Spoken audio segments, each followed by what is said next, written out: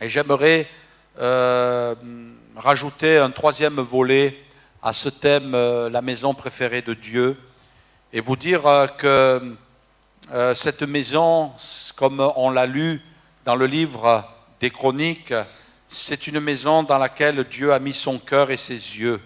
Et il est avec nous, le Seigneur. Il est avec nous de cœur. Il est avec nous avec ses yeux pour voir et pour localiser les différents besoins. Et la Bible nous dit que le Seigneur Jésus, quand il est représenté, défini dans le livre de l'Apocalypse, il nous a dit que ses yeux sont des yeux de flamme. Ces yeux qui sont capables de pénétrer au plus profond de nous-mêmes, dans nos cœurs, dans nos vies. Et puis, le Seigneur nous dit qu'il met son cœur. Quel cœur? Le grand cœur de notre Dieu. Dieu a tant aimé le monde. Ce Dieu qui nous aime comme la prunelle de ses yeux. Ce Dieu pour lequel nous avons une très très très grande valeur. Ce Dieu qui dit que nous sommes ses enfants. Ce Dieu qui a fait mourir Jésus sur la croix pour nous sauver. Quel grand cœur! Et ce matin, on est heureux de savoir que Dieu met ses yeux, son cœur sur sa maison, et il veille, et puis il prend soin de chacun de nous, et il est celui qui conduit son Église, et à qui rien n'échappe.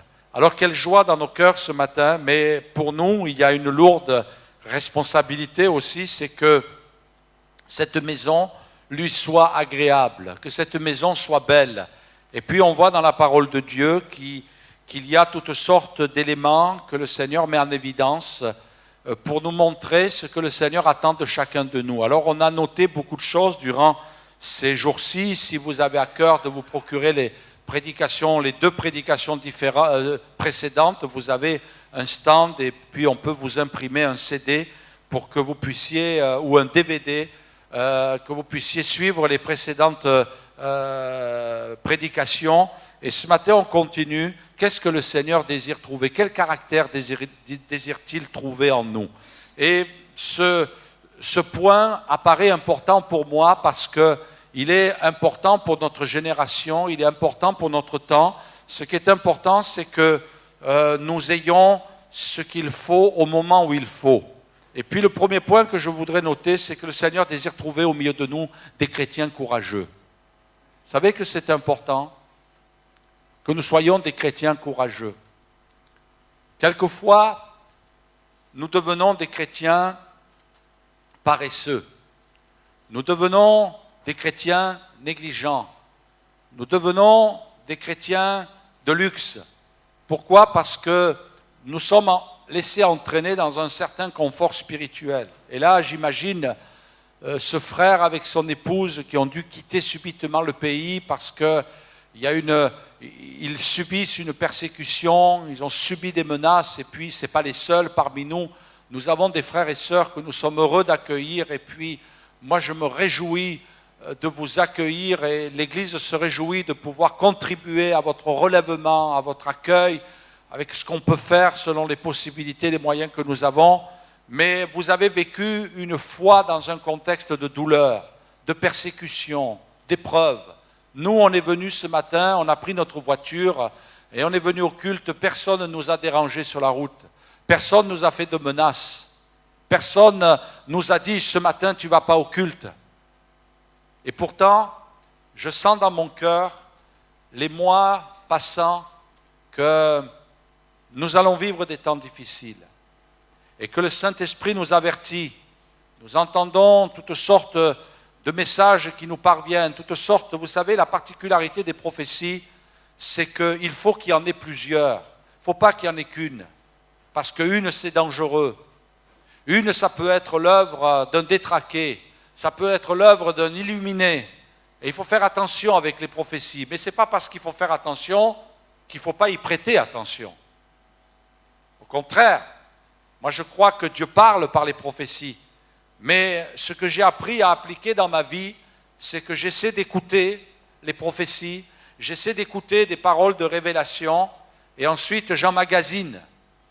Et c'est un petit peu comme si le Seigneur nous livrait des pièces de puzzle.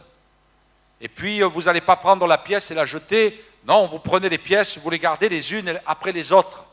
Mais il arrive un moment où le Seigneur dit, c'est le temps maintenant de les rassembler. Et c'est ça la prophétie. En fait, il y a plusieurs éléments, il il y a plusieurs indications, et puis on sent dans notre cœur que le Seigneur nous avertit et nous dit, peuple de Dieu, préparez-vous. Et là, le Seigneur ne parle pas des chrétiens qui sont persécutés dans des pays totalitaires. Le Seigneur ne nous parle pas de ces chrétiens qui sont persécutés dans des pays où la religion persécute les chrétiens. Non, il nous parle de notre pays. Et mes frères et sœurs, je crois que le message qui est important pour nous, peuple de Dieu, peuple français, c'est que nous nous préparions à des temps difficiles et que nous soyons des chrétiens courageux. Et là, nous allons dépasser le fait de dire « Ah ben tiens, j'ai mon petit bobo, j'ai ma petite difficulté, j'ai mon petit problème, alors pendant 6 mois, l'Église ne me verra plus. » Ou alors je suis un petit peu découragé, je ne lis plus ma Bible. Toutes ces choses, ça va nous paraître comme des futilités. On va se dire « Ah ben tu pleurais pour ce petit bobo, mais c'est rien par rapport à ce que tu dois affronter aujourd'hui. »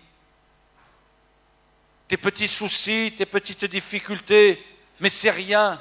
Je me rappelle quand, pour la première fois, j'ai vécu de plein fouet quelque chose de décevant dans le ministère. Et puis, je me rappelle avoir eu ce raisonnement, dire j'étais effondré. Et quand je regarde avec le recul aujourd'hui, avec tous les coups que j'ai reçus entre-temps, comme le disait un pasteur, on est souvent des pasteurs avec plein de blessures de guerre. Hein? On est plein de blessures de guerre. Et puis qu'aujourd'hui, avec le recul du temps, je regarde ce moment où j'étais découragé, où j'étais complètement démoralisé. Je me dis, ben, tu étais démoralisé pour ça, mais aujourd'hui, avec tout ce que tu as vécu, c'est rien du tout ça. Et je crois qu'on fera la même analyse. On dira, mais c'était rien ce que j'ai vécu. C'était rien ces petits problèmes, c'était rien ces petites larmes que je versais dans la difficulté. Aujourd'hui, je réalise ce que c'est qu'un chrétien courageux, un chrétien qui est prêt à se battre. Et oui, cette question a frappé mon cœur en me disant, mais jusqu'où tu es prêt à aller pour ton Seigneur?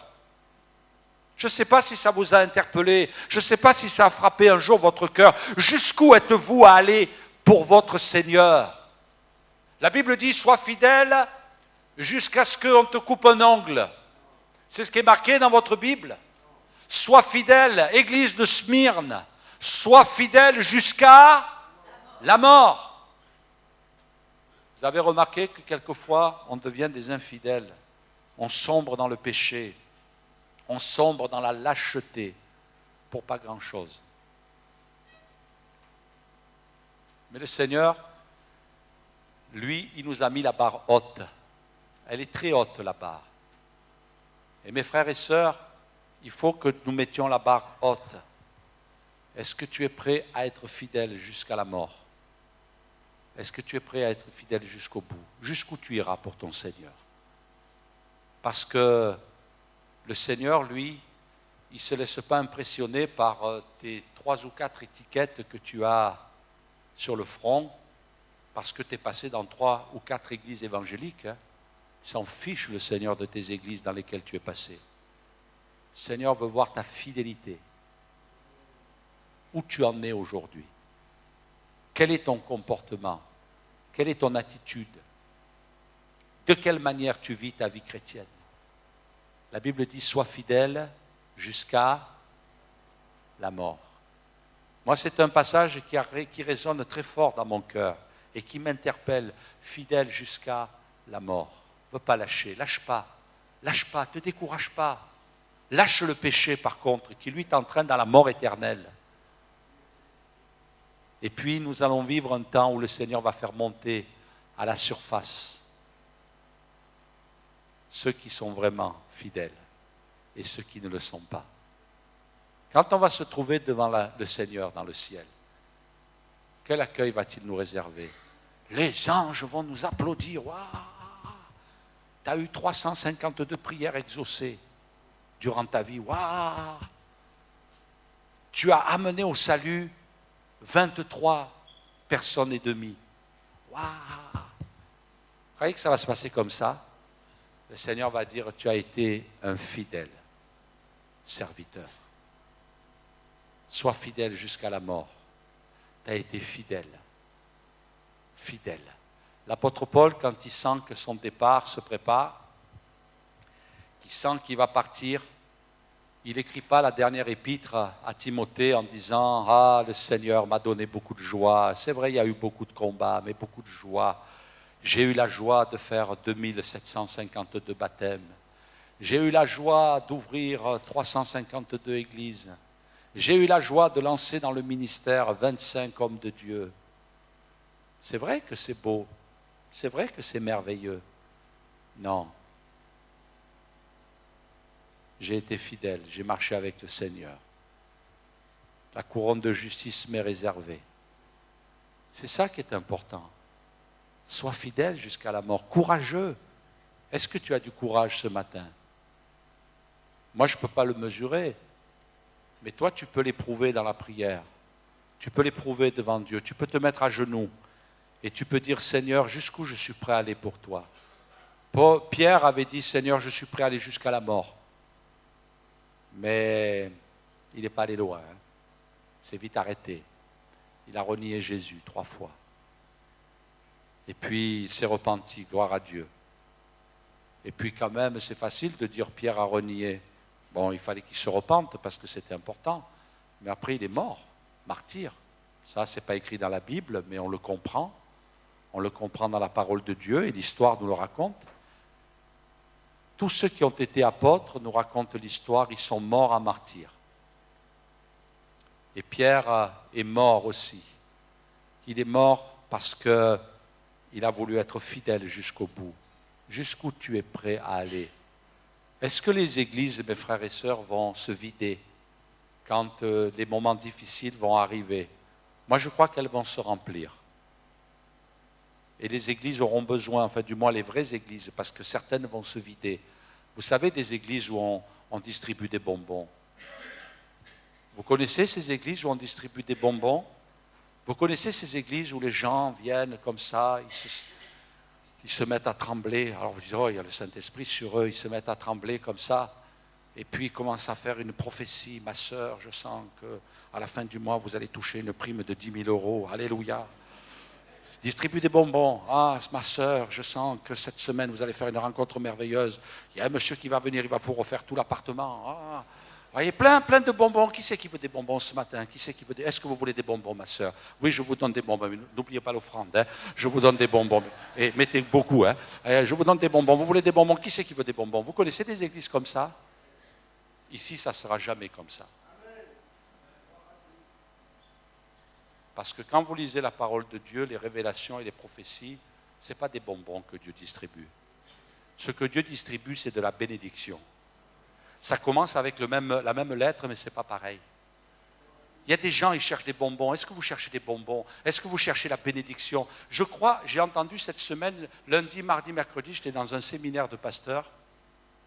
J'étais réunis quelques pasteurs. Et puis j'ai appris cette semaine une grande révélation, que c'est les pasteurs africains qui racontent, attention, il y a des pasteurs qui distribuent des bonbons. Il paraît que c'est en Afrique, c'est une expression africaine. Alors je ne sais pas s'il y en a en Afrique, mais il y en a partout, ne vous inquiétez pas. Il y en a même en France, il y en a même à Limoges, qui vous distribuent des bonbons, qui aiment donner des bonbons aux gens, pour leur dire venez, venez, venez. Alors ils ont un semblant d'église, mais ce n'est pas l'église de Jésus. Il y a même des églises, quelquefois, « Ah, ma soeur, vous voulez quoi comme bonbon? Ah, elle voudrait prêcher, la soeur. » Mais il n'y a pas de problème, hein. Combien vous donnez comme offrande? On vous laisse prêcher, hein. Ah ouais, il y a des églises comme ça, vous avez accès à la plateforme, disent les Américains. La plateforme, ça c'est une plateforme. The plateforme. Alors si vous avez accès à la plateforme, alors là, mais attention, hein. La dimension de la plateforme correspond à la grosseur du chèque que vous allez donner. Attention, si c'est un petit chèque, c'est là la plateforme. Hein. Si c'est un gros chèque, vous avez tout ça. Et mes frères et sœurs, il va y avoir des églises où on distribue des bonbons. Et il y a des gens, ils aiment les bonbons. Ils veulent des bonbons. Pasteur, donnez-nous des bonbons. Bon, moi, je n'en entends pas qui disent ça. Mais vous avez des églises qui sont fidèles, avec des pasteurs qui sont fidèles, et qui, eux, veulent distribuer, entre guillemets, parce qu'ils ne distribuent rien du tout, mais ils veulent donner la bénédiction. Et la bénédiction, quelquefois, ça nous reprend. Ça nous dit non, c'est pas normal que tu marches comme ça. C'est pas normal que tu critiques. C'est pas normal que tu vives dans le péché. C'est pas normal que tu vives dans l'adultère. Il y a un homme un jour qui s'appelait Jean-Baptiste. Lui, les bonbons, il ne savait même pas ce que c'était, lui. Lui, il ne distribuait pas des bonbons, il ne savait pas, il n'en avait pas. Il n'avait même jamais mangé des bonbons. Et puis, quand il disait la vérité, finalement, il a tellement dit la vérité qu'on l'a décapité. Il était courageux quand même. Qu'est-ce que vous en pensez? Il était courageux, Jean-Baptiste. Il avait une sacrée trempe. Et même notre Seigneur Jésus, lui, il n'a jamais distribué des bonbons. Il disait aux gens, avec amour, tendresse, ta vie, tu es dans le péché. Mes frères et sœurs, il faut que nous soyons des chrétiens courageux. Parce que de plus en plus, il va y avoir de ces gens qui distribuent des bonbons. Et puis, il y a des gens qui aiment ça. Et il y a des gens qui aiment aller dans les églises. Mais le temps, et surtout le Seigneur, nous montrera la solidité de ces gens. Nous montrera la solidité de ces chrétiens. Nous montrera la solidité de leur foi. Un jour, il y a un homme de Dieu qui dira ce que Dieu veut, ce n'est pas que nous ayons de grosses églises, mais que nous ayons de grandes églises. C'est ça qui est important. La grandeur se mesure à la fidélité. Sois fidèle jusqu'à la mort. L'autre jour, je lisais un article, une étude qui a été publiée en 2007 dans un annuaire allemand. 200 millions de chrétiens dans le monde subissent la persécution et la discrimination pour leur foi. 200 millions, mes frères et sœurs. Moi, quand je pense à ces frères et sœurs qui sont persécutés, et puis on entend des témoignages qui nous reviennent d'endroits où des gens sont bousculés, et peut-être parmi nous certains, vous avez connu. Eh bien, moi, ça m'encourage dans la foi, et je me dis, mon pauvre Alain, tu n'as pas le droit de te plaindre. Tu n'as pas le droit de te plaindre. Un jour, il y a un frère qui est venu me voir suite à une situation un petit peu agitée, où j'étais moi-même agité à cause de la situation. Il me dit, pasteur, t'agites pas. T'agites pas. Il venait d'un pays d'Afrique où ça avait chauffé. Il me dit, nous, on allait au culte et quelquefois, à l'entrée de l'église, il y avait la police avec les gyrophares, et puis on allait au culte, on chantait le Seigneur. Il nous attendait à la sortie, mais on chantait, on bénissait Dieu. Il dit, t'inquiète pas, c'est rien ce que tu as. C'est vrai que pour lui, c'était rien. Et je crois que c'est bon de se nourrir de ces témoignages. L'apôtre Paul faisait ressortir que ces emprisonnements, faisait ressortir que ces blessures lapidées, on l'a laissé presque mort. Il disait, ça c'est un encouragement pour votre foi. Est-ce qu'il y a quelqu'un ce matin parmi nous, un frère, qui voudrait dire au Seigneur, persécute-moi pour que j'encourage l'Église, enfin du moins permets que je passe par des persécutions. Est-ce qu'il y a un frère qui est prêt à se sacrifier ce matin? Qui est prêt à dire, Seigneur, moi je suis prêt à ce que je sois fouetté, que je sois mis presque à mort, Seigneur, pour que les frères et sœurs soient encouragés, que je sois une prédication. Moi je crois que beaucoup, eh bien on dirait, oui, Seigneur, moi je veux bien te servir, mais peut-être le ménage si tu veux, hein. Mais persécution, peut-être, tu sais, le frère untel, là, il est plus costaud que moi, là. Permets que ce soit lui, Seigneur, mais pas moi. Il y a des frères et sœurs qui passent par des moments difficiles. La Bible dit, Saul avait approuvé le meurtre d'Étienne, et il y eut en ce jour-là une grande, vous lisez avec moi, persécution contre l'église de Jérusalem. Et tous, excepté les apôtres, se dispersèrent dans la contrée de la Judée et de la Samarie. Et si l'Église, je ne sais pas, je me pose cette question, et si l'Église finissait comme elle a commencé, avec des temps de persécution? Tu as réfléchi?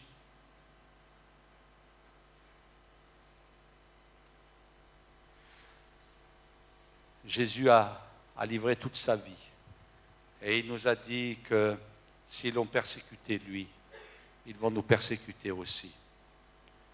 La Bible dit qu'on a exhorté les chrétiens. Ce matin, je ne suis pas à côté de la plaque. Hein. Peut-être certains disent, mais qu'est-ce qu'il nous prêche le pasteur ce matin-là? Ce n'est pas un message dominical. pasteur, prêchez-nous un message dominical. Non, moi je vous prêche la parole. La Bible dit que quand ils eurent évangélisé cette ville et fait un certain nombre de disciples, ils retournèrent à Lystre, à Icône, à Antioche, fortifiant l'esprit des disciples, les exhortant à persévérer dans la foi en disant « C'est par beaucoup de tribulations qu'il nous faut entrer dans le royaume de Dieu. » Beaucoup. Pasteur, enlevez beaucoup.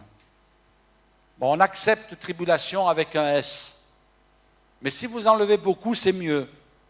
Et puis si vous enlevez le S, c'est encore mieux.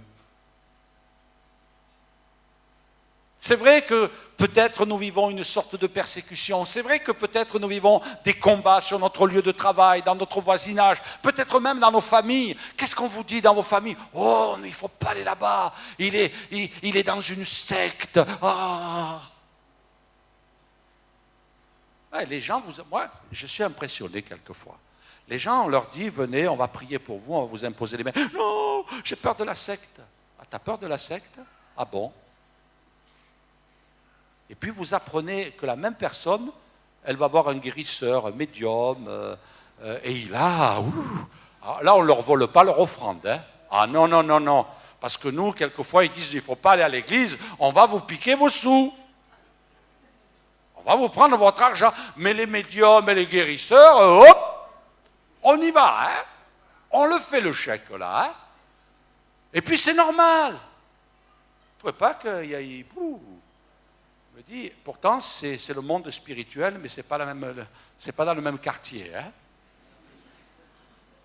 Ça, c'est un quartier chaud. Mais là, ils sont prêts à payer. Ils sont prêts à faire le chèque. Ah non, non, on ne va pas à l'église évangélique. Ah non, non, non, non. On n'y va pas. Parce qu'on va nous piquer nos sous. Alors, regarde le sac, bien serré, la sacoche. Ah ouais, mais on préfère... Aujourd'hui, mes frères et sœurs, le monde spirituel qui rapporte beaucoup, c'est médium. Il y a beaucoup de millions et de milliards là-dedans, pour vous assurer. Mais là, ce n'est pas grave, c'est normal. Pendant le séminaire que nous avions, nous réfléchissions, et puis je le dis en toute simplicité, je pense que le prédicateur qui a prêché la parole de Dieu, qui a annoncé le message de Dieu, eh bien, nous a amenés à réfléchir sur le fait de nous préparer pour l'avenir. Et puis, nous raconter que ce pasteur qui travaille dans la région parisienne, un banquier, il l'a entendu de ses propres oreilles, il était devant ce banquier. Un banquier à Paris disait à ce pasteur, sur le plan économique, ça a cassé, c'est l'expression qu'il a employée. Dernièrement, ça a cassé et on a plâtré. Mais ce qui vient est pire et ça va casser dur. Je pense que ce monsieur qui est placé dans la finance doit avoir des éléments que nous n'avons pas. Être prêt. Seigneur, je veux être prêt. Regardez les premiers apôtres. La Bible dit, moi j'aime beaucoup ce passage, l'apôtre Paul dira fréquemment en voyage, j'ai été en péril sur les fleuves, en péril de la part des brigands, en péril de la part de ceux de ma nation, en péril de la part des païens, en péril dans les villes, en péril dans les déserts, en péril sur les mers et en péril parmi les faux frères. Les quoi? Les faux frères? Ils sortent d'où ceux-là? Moi, je savais qu'il y avait des frères, mais je ne savais pas qu'il y avait des faux. Vous voyez? En péril. C'est impressionnant, hein? En péril. Et là, vous savez, si on m'avait lu ça avant d'entrer dans le ministère, peut-être j'aurais dit, bon, et les bonnes nouvelles, elles sont où? Vous avez des bonnes nouvelles pour moi? Parce que Paul, il ne parle que de ses périls. Moi, j'aurais préféré qu'il parle de ses bénédictions, de ses victoires, des miracles que Dieu a accomplis au travers de lui. En péril. En péril. C'est impressionnant. Quelquefois, nous passons par le péril. Mais le Seigneur est celui qui veille sur nous et il sait pourquoi. Il peut y avoir. Nous pouvons aussi réaliser une chose, c'est que le Seigneur veut que nos églises, nos chrétiens, soient des gens qui puissent être courageux. Jusqu'où tu es prêt à aller pour ton Seigneur? Jusqu'où tu es prêt à aller pour ton Seigneur? La Bible dit, tu dois être prêt à aller jusqu'au bout. Sois fidèle jusqu'à la mort. Sois fidèle. La Bible dit que c'est celui qui persévérera jusqu'à la fin qui sera sauvé. Jusqu'où tu es prêt à aller pour ton Seigneur? Bonne question qu'il faut creuser. Et puis, mes frères et sœurs, tout à l'heure je disais, le Seigneur ne nous appelle pas, et puis moi, je crois que Dieu n'est pas là aussi dans cette dimension-là, à être des gens un petit peu fanatiques, mais des gens attachés à la parole. Une église qui aime et respecte la parole de Dieu. Moi, je suis émerveillé par cette église. Lisons ensemble dans le livre des Actes. Aussitôt, les frères firent partir de nuit Paul et Silas pour Bérée, l'église de Bérée. Lorsqu'ils furent arrivés, ils entrèrent dans la synagogue des Juifs. À cette époque-là, c'était le premier contact, c'était dans les synagogues. Ces Juifs avaient des sentiments plus nobles que ceux de Thessalonique. Ils reçurent la parole avec beaucoup d'empressement. Et ils examinaient, c'est pas beau ça, mes frères et sœurs, ils examinaient chaque jour les Écritures pour voir si ce qu'on leur disait était exact. Plusieurs d'entre eux crurent, ainsi que beaucoup de femmes grecques de distinction et beaucoup d'hommes. Ils examinaient les Écritures chaque jour. Ils examinaient, ils méditaient, ils aimaient la parole de Dieu. Je suis profondément honoré, mes frères et sœurs, quand j'entends des gens, et je bénis Dieu pour ça, dire pasteur, et j'aime que, parce que moi ça m'interpelle, quand les gens me disent pasteur, on aime bien venir ici, je ne sais pas, je ne veux pas dénigrer qui que ce soit, ce n'est pas mon rôle, mais ils disent on aime bien écouter la parole. Parce qu'au moins je sais pourquoi les gens viennent. Parce que nous, on n'a pas de bonbons, on n'a pas de budget pour les bonbons, on ne peut pas les distribuer. Et puis les gens savent très bien qu'ici on ne distribue pas, mais qu'on prêche la parole. Et quand les gens me disent, pasteur, on aime bien écouter la parole, ben je me dis, c'est bon. C'est que quelque part, quand je vois ces frères et sœurs, je me dis, ils sont en bonne santé. Ils sont en bonne santé. Et si mon frère, ma sœur, tu raisonnes comme ça, tu es en bonne santé. Tu es équilibré. Tu aimes écouter la parole. Parce que la parole, elle n'est pas toujours facile à lire. Il faut le concevoir, il faut l'accepter. Ce n'est pas toujours facile à lire. Il y a des textes, quelquefois, qui ne nous plaisent pas. Enfin, du moins, qui ne plaisent pas à notre chair. Ça ne nous caresse pas dans le sens du poil. On est bien d'accord? Vous le savez, vous lisez, et quelquefois, ça vous bouscule. Et ah, Seigneur, oui, ben mets-toi à genoux et puis fais plier ton cœur à la parole. Soumets ton cœur à la parole, soumets ta vie à la parole. Maintenant, ne fais pas dire n'importe quoi à la Bible. Parce que sinon, tu risques de te couper les mains et tu risques de t'arracher les yeux. Il faut bien la comprendre. Ils examinaient. Quand ils entendaient les apôtres, et puis, à la fois, moi, ça me réjouit parce que je me dis, ces gars-là, ces hommes de Dieu qui allaient prêcher à Bérée, c'était pas, excusez l'expression, vous me la permettez, c'était pas des rigolos. Hein. C'était pas des rigolos. C'était des hommes qui allaient dans cette église et ils prêchaient la parole. Moi, c'est ce que je comprends. Ils prêchaient la parole. Ils annonçaient la parole. Et la Bible dit, les gens ont reçu la parole. Ah, c'est bon ça. Waouh. Eux, ils prêchaient la parole. Eux, ils recevaient la parole. C'est des hommes qui connaissaient la parole. Quand vous lisez les épîtres aussi, vous vous apercevez que l'Ancien Testament est cité parce qu'ils connaissaient la parole, ces hommes de Dieu. Et c'est ce que Dieu veut. Quelqu'un, hier, on était assis aux noces, au repas, et puis il y avait à côté de nous une dame avec un monsieur, et puis d'autres personnes aussi avec nous. Et puis la dame voulait savoir un petit peu avec le monsieur, ils étaient très attentifs, comment je fonctionnais au niveau de mon travail. Monsieur me dit, mais vous êtes à plein temps? Je dis oui. Je dis oui, je suis à plein temps. Alors bon, j'ai senti qu'il me tendait une perche, et puis je lui ai expliqué ce que je faisais. Et je disais, vous savez, je disais, voilà, tel jour je fais ceci, tel jour je fais cela, et puis tel après-midi j'ai une permanence, je reçois des gens qui prennent un rendez-vous, et puis on s'occupe aussi de la partie associative de l'église, et bien ça en fait partie, il faut faire des papiers. Et puis je lui disais, par contre, le matin j'essaie de le réserver à la parole de Dieu et à la prière. Bon, il écoutait attentivement, moi je n'ai rien à cacher, je disais les choses simplement. La parole de Dieu et la prière. Et puis, je crois que c'est quand même important qu'on puisse être des hommes qui aiment la parole. J'aime la parole. Le psalmiste dira, je serre ta parole dans mon cœur pour ne pas pécher contre toi. 119, lisez, si vous avez un souci avec la parole de Dieu, lisez le psaume 119, matin, midi et soir, pendant 15 jours. Et vous allez devenir un affamé de la parole de Dieu. Un affamé. Vous allez la manger, vous allez la dévorer. Tellement ça va être bon. Les gens de Béret, ils avaient en face d'eux des hommes de la parole. Et eux, ils ont reçu la parole, et puis la Bible dit, on va vous le réafficher, ils examinaient les Écritures.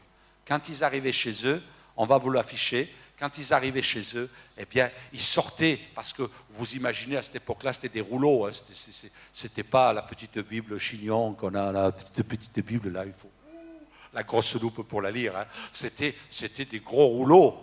Un livre, c'était carrément un rouleau. S'ils amenaient toute la Bible, là, il fallait qu'ils viennent avec un 38 tonnes. Hein. Vous comprenez? Alors certains étaient peut-être plus aisés, ils avaient chez eux des rouleaux et de la Bible, des livres, de la parole de Dieu. Et ils examinaient. Oh ben tiens, il nous a dit ça, hop, il nous a dit que c'était là. Et ils cherchaient. Ah ben oui, il a raison, j'avais jamais remarqué ce passage de l'Écriture. Ils examinaient la parole de Dieu. Dieu veut nous parler. Dieu veut nous parler avec sa parole. Et c'est au travers de sa parole que Dieu veut nous entourer de son amour, de sa tendresse. Et de nous dire, je t'aime, je prends soin de toi. Combien de fois, mes frères et sœurs, nous avons lu la parole de Dieu et nous avons senti que Dieu nous entourait de son amour? Ça ne vous est pas arrivé de lire un passage de l'Écriture et puis vous avez senti l'amour de Dieu? Vous avez senti la guérison de Dieu? Amen. Eh oui, faites pas comme cet homme qui disait, Seigneur, tu vas me parler, alléluia. Et puis, j'ouvre la Bible, Seigneur, il pointe du doigt. Et il dit, Judas alla se pendre. Ah non, j'ai dû me tromper. Seigneur, inspire-moi, montre-moi ce que tu veux me dire ce matin. Et puis, il ouvre la Bible, il met le doigt. Et il dit, va et toi, fais de même.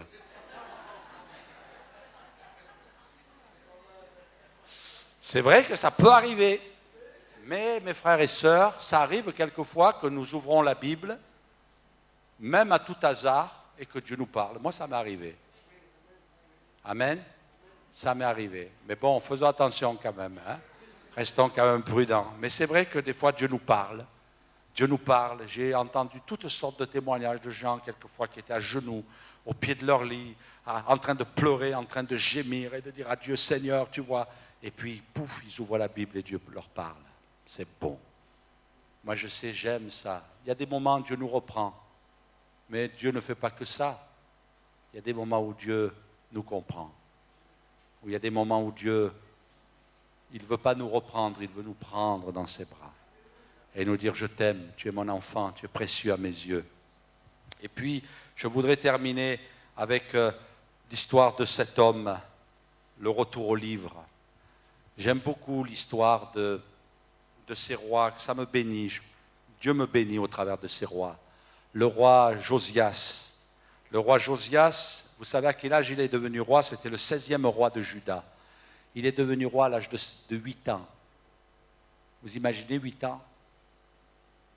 La Bible nous dit que 8 ans après, c'est-à-dire à l'âge de 16 ans, il s'est mis à rechercher Dieu.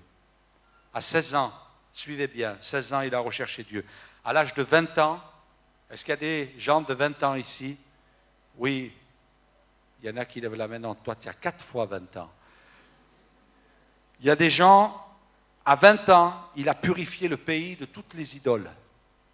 À l'âge de 20 ans, À 16 ans, il s'est mis à chercher Dieu. À l'âge de 20 ans, il a purifié tout le pays. Il a détruit toutes les idoles qu'il y avait dans le pays. Il est allé dans les villes et il a tout détruit. À l'âge de 26 ans, il a pris la décision, à l'âge de 26 ans, de purifier le temple, la maison de Dieu. Et là, il a commencé à enlever tout ce qui était sale, tout ce qui était mauvais. Et il a employé des hommes, des femmes, des gens qui se sont mis au travail pour réparer la maison. Et même la Bible nous dit, et c'est extraordinaire, que tout le monde s'est mis au travail. Et même il y avait ceux qui étaient là pour surveiller. Et même les chantres de l'Éternel, qui étaient de la tribu de Lévi, eh bien, étaient là en train de regarder, d'examiner pour que les travaux se fassent bien. Hein? Et puis, même les portiers étaient là aussi pour surveiller les travaux. Toute la tribu de Lévi était là parce que le roi l'avait dit. Et même, il avait fait en sorte qu'il y ait de l'argent qui puisse rentrer pour réparer. Et nous, bien sûr, on comprend que c'est une réparation spirituelle. Mes frères et sœurs, est-ce qu'on ne va pas vivre des temps aussi où le Seigneur veut réparer spirituellement les églises ? Parce que peut-être on a pris de mauvaises habitudes, peut-être qu'on est entré dans des traditions, peut-être qu'on est entré dans des routines, peut-être qu'on s'est habitué, peut-être qu'on est devenu irrespectueux de la parole de Dieu, peut-être qu'on est devenu des gens légers par rapport à la communion fraternelle, peut-être qu'on est devenu des gens qui ne passent plus de temps dans la prière, qui ne passent plus de temps dans la lecture de la Bible. Alors le Seigneur a envie de dire, je veux réparer mon église. Est-ce qu'il y a des hommes de Dieu qui vont se lever dans les églises pour prêcher que l'église a besoin d'être réparée? Josias s'est levé, il avait 26 ans, et il a dit, il faut réparer la maison de Dieu, c'est un ordre, je suis le roi de Juda, alors vous allez réparer. Et ils ont réparé. Et j'aimerais entendre la voix du Saint-Esprit nous dire, répare les vies, répare tout ce qui est mal construit dans les cœurs. Mes frères et sœurs, le Seigneur veut que dans notre vie, ce soit en bon état. Il veut que dans l'Église, ce soit en bon état. Alors quelquefois, on s'appuie sur des choses qui sont inutiles. Et le Seigneur nous dit, ça ne va pas. Et puis pendant qu'il réparait, lisons-le, il est trop beau. On va terminer avec ce passage. Il est trop beau. Josias veut dire l'Éternel qui guérit. Dans les 2 Chroniques, chapitre 34, verset 14, il est écrit, au moment où l'on sortit l'argent qui avait été apporté dans la maison de l'Éternel, le sacrificateur Hilkija, c'est une des plus belles histoires de la parole de Dieu, trouva le livre de la loi. Il a trouvé le livre, il a trouvé la parole, qui était sûrement enfoui, caché dans un coin, plein de poussière. Il a trouvé le livre de la loi de l'Éternel, donné par Moïse. Alors Hilkija prit la parole et dit à Shaphan, le secrétaire, « J'ai trouvé le livre de la loi dans la maison de l'Éternel. » Et Hilkija donna le livre à Shaphan. Shaphan apporta le livre au roi, le roi Josias, 26 ans. Il a apporté le livre au roi et lui rendit aussi compte en disant, « Tes serviteurs ont fait tout ce qui leur a été commandé. » Le roi avait exercé une autorité. Il faut réparer la maison de Dieu. Et ils ont amassé l'argent qui se trouvait dans la maison de l'Éternel et l'ont remis entre les mains des inspecteurs et des ouvriers. Shaphan, le secrétaire, dit encore au roi, « Le sacrificateur Hilkija m'a donné un livre. » Et Shaphan le lut devant le roi. J'imagine que le roi s'est assis sur son trône royal et que là, Shaphan s'est mis à lire le livre et ça a dû prendre des heures. Et j'imagine aussi que durant ces heures, le visage du roi a dû se décomposer. Il lut devant le roi. Lorsque le roi entendit les paroles de la loi, mes frères et sœurs, j'ai même du mal à lire la suite. Lorsque le roi entendit les paroles de la loi, il déchira ses vêtements. Et le roi donna cet ordre à Hilkija, à Achikam, fils de Shaphan, et à Abdon, fils de Miché, Shaphan le secrétaire, à Saja, serviteur du roi. Allez consulter l'Éternel pour moi et pour ceux qui restent en Israël et en Juda, au sujet des paroles de ce livre qu'on a trouvé, car grande est la colère de l'Éternel, qui s'est répandue sur nous parce que nos pères n'ont point observé la parole de l'Éternel et n'ont point mis en pratique tout ce qui est écrit dans ce livre. La colère de Dieu est grande. Il a déchiré ses vêtements. Il a déchiré ses vêtements. Ça veut dire qu'il s'est humilié au plus profond de lui-même. Lui qui s'est installé sur le trône royal. Et sûrement qu'avec ses habits royaux, il a dû couvrir tout le trône. Et là, Shaphan était en train de lire. Et au fur et à mesure qu'il lisait, j'imagine ce roi qui a dû se lever et qui a dû se mettre à genoux dans la présence de Dieu, qui a dû déchirer ses vêtements et se mettre là, prostré à terre, en disant « Mais la colère de Dieu est grande parce que nous avons péché, parce que nous avons désobéi à Dieu, parce que nous avons fait ce qui est désagréable à Dieu. Allez vite, trouvez un prophète qui va pouvoir nous aider à rechercher encore plus Dieu. » À 16 ans, il avait cherché la face de Dieu. À 20 ans, il avait nettoyé tout le pays. À 26 ans, il avait fait réparer la maison de Dieu. Et il se sentait encore pécheur. Il se sentait encore coupable. Il sentait que c'en était passé parce que le Saint-Esprit était venu le transpercer. Beaucoup auraient pu dire « Oh, mais roi Josias, sois dans la paix. Il n'y a aucun roi qui a été comme toi. Tu es un réformateur, tu es un homme de Dieu, tu n'es pas un roi, tu es un homme de Dieu. » Et il aurait pu dire « Ah oui, c'est vrai, vous avez raison, tout va bien. » Non, il a déchiré ses vêtements et il dit à Dieu « Non, Seigneur, on a péché, tu es en colère contre nous. » Parce que quand le Saint-Esprit vient frapper à votre cœur, il vous met à genoux. Ça s'appelle un réveil. Et nous avons besoin d'un réveil, mes frères et sœurs. J'ai besoin d'un réveil dans ma vie. J'ai besoin que le Seigneur vienne me bousculer. J'ai besoin de me tenir dans sa présence et de dire, Seigneur, ce n'est pas mes vêtements que je vais déchirer, mais c'est mon cœur devant toi. Je veux être vrai, Seigneur. Je veux être transparent. Je veux être droit devant toi. Je veux t'honorer. Je veux être obéissant, Seigneur. Je veux être sensible à l'Esprit de Dieu. Je veux prêcher ta parole avec justesse. Je veux dire la vérité. Je ne veux pas être un pasteur qui distribue des bonbons. Je ne veux pas être un pasteur qui distribue n'importe quoi. Mais je veux apporter ta parole, Seigneur. Ta parole, Seigneur. Alléluia. Et nous voulons ce matin, mes frères et sœurs, que la maison préférée de Dieu, l'Église, qui va aimer la parole, qui va respecter la parole. Et mes frères et sœurs, c'est chacun pour notre part. On n'est pas dans un club là. On n'est pas dans un endroit où il y a une bonne ambiance. On est dans la maison préférée de Dieu. Et le Seigneur veut nous parler. Il veut nous interpeller. Et il veut nous dire, quelle place a la parole dans ta vie? Et puis, deuxième question, jusqu'où tu es prêt à aller pour moi? Jusqu'où tu es prêt à aller pour moi?